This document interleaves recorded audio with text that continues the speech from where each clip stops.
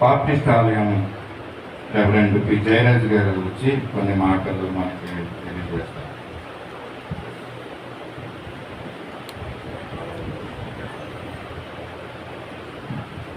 ప్రభునామానికి మహిమ కలుగును గాక. హల్లెలూయా.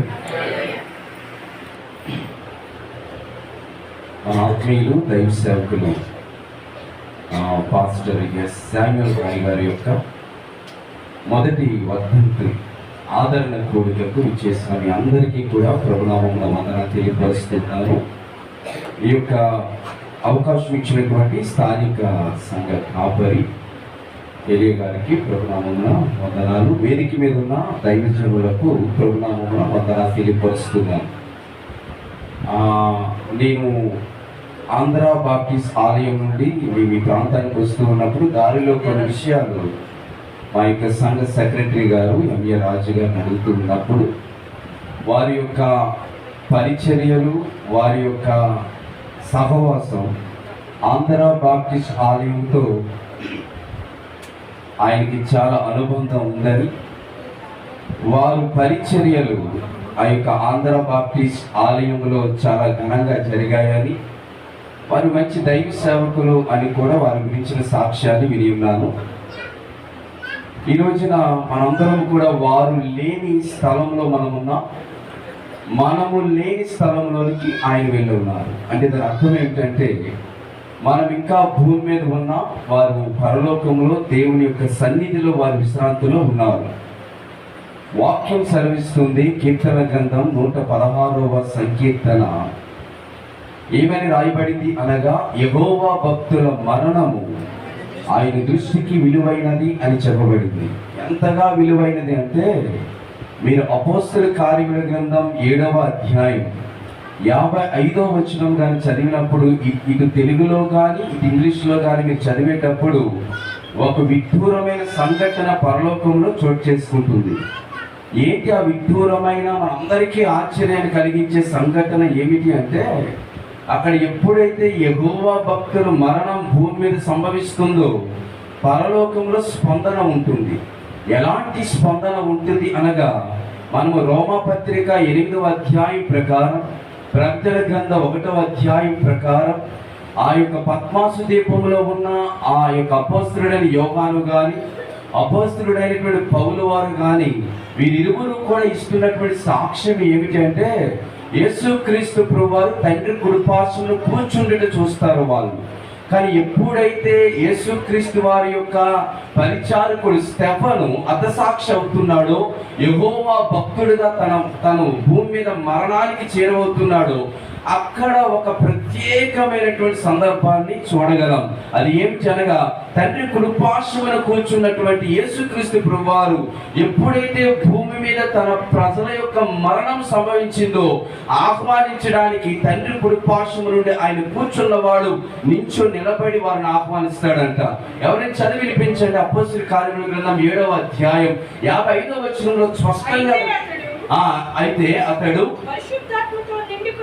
పరిశుద్ధాత్మ చేత నిండుకొనిన వాడై ఆకాశం వైపు తేరి చూచి దేవుని మహిమను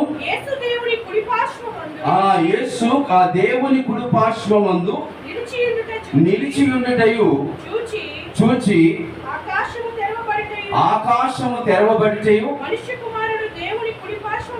మనుష్య కుమారుడు దేవుని కుడిపార్శ్వమున నిలిచి ఉండుటయు చూచుచున్నాడని. ఎవరు చూస్తున్నారు అంటే, యెహోవా భక్తుడు, ఆ యేసుక్రీస్తు ప్రభువారి యొక్క పరిచారకుడు, దైవ సేవకుడు, దైవజనుడు మరణానికి ముందు తన దర్శనం ఏమిటి అనగా, ఆకాశము తెరవబడిటయు ఆ తండ్రి కుడిపార్శ్వమున కూర్చొని ఉండవలసిన మనుష్య కుమారుడు అంట ఈ యొక్క స్టెఫను యొక్క మరణాన్ని ఆహ్వానించడానికి ఆయన నించున్నాడంట. అది చరిత్రలో జరిగినటువంటి సంఘటన. ఈ రోజున మనము కూడా దేవుని యొక్క పిల్లలముగా ఈ భూమి మీద మనం కాలం చేస్తే మనల్ని ఆహ్వానించడానికి తండ్రి కుడిపార్శ్వమున కూర్చున్న యేసుక్రీస్తు ప్రభువారు నిలబడి మరి ఆయన ఆహ్వానిస్తూ ఉన్నారంట. అది అంత విలువైనది మన మరణం. జనరల్ గా క్రైస్తవుల యొక్క మరణానికి దుఃఖ దినాలు అనేవి లేవు, కానీ అవి నిరీక్షణ దినాలండి.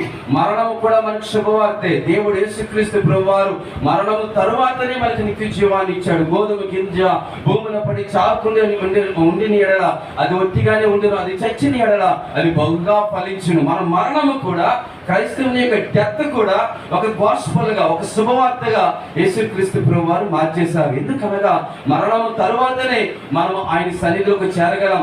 మరణము తరువాతనే మనం ఆయనతో సదాకాలం నివాసం చేయగలం. కాబట్టి క్రైస్తవులంగా మనం దుఃఖించాల్సిన అవసరం లేదు, కానీ మనకి నిరీక్షణ ఉంది. ఆ తర్వాత నిరీక్షణ మనకి నిత్య జీవం ఇస్తుంది. ఆ యొక్క నిరీక్షణ మనకి సిగ్గుపరచనీయదు. మనం తండ్రితో పాటు సదాకాలం నివాసం చేయడానికి ఒక అద్భుత అవకాశాన్ని ఇచ్చేది ఆ యొక్క యేసుక్రీస్తు ప్రభువారి యొక్క మార్గంలో నడిచే వారికి. కాబట్టి ఈ రోజున దైవ సేవకులు శామ్యూయల్ రాయ్ గారు 2 పనులు చేశారు. ఒకటి ఏమిటనగా, భూమి మీద ఉంటున్నప్పుడే ఆయన తన యొక్క జీవితంలో రక్షణ పొందుకున్నారు.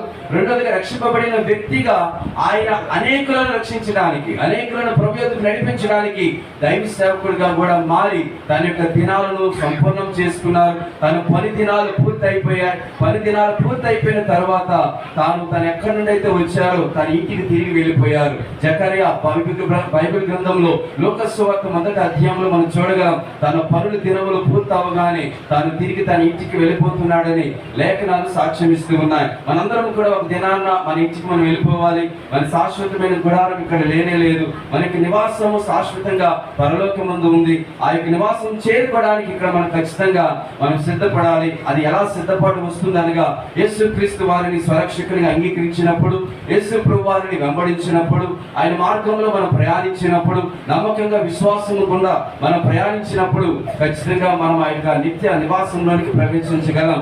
అటువంటి ధన్యత మన ఆత్మీయులు, దైవ సేవకులు ఈ యొక్క శామ్యూయల్ రాయ్ గారు పొందుకున్నారు. అయితే తాత్కాలికంగా విడబడినటువంటి కుటుంబం ఉంది.